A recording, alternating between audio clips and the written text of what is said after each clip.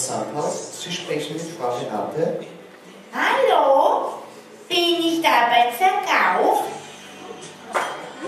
Ich wollte mal nachbestellen.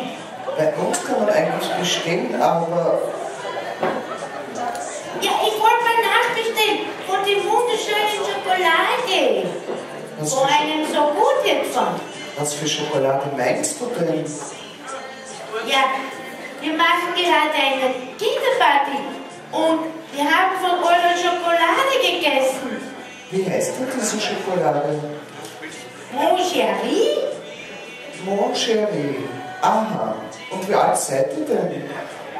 Ja, ich bin 5 und die anderen sind auch 5.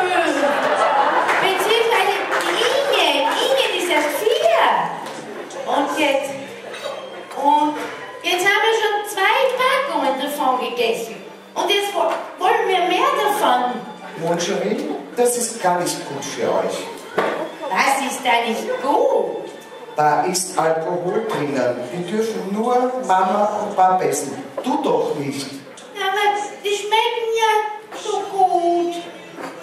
Und weißt du, was das Gute dran ist? Die Jungs wollen jetzt alle küssen. Okay. Die Packung darfst du jetzt nicht mehr anfassen. Schmeiß sie weg. Kann das sein? Je mehr ich davon esse, desto schöner wird der Johann. Das glaube ich dir. Iss bitte nicht mehr davon. Das ist wirklich nicht gut. Da kann was Schlimmes passieren. Oh je, jetzt schlafen schon alle. Das ist gut. Lass sie schlafen. Und du leg dich auf, bis Mama und Papa kommen. Ja, und wohin soll ich mich jetzt legen? Du, Johann? Gute Nacht. Gute Nacht. Ole.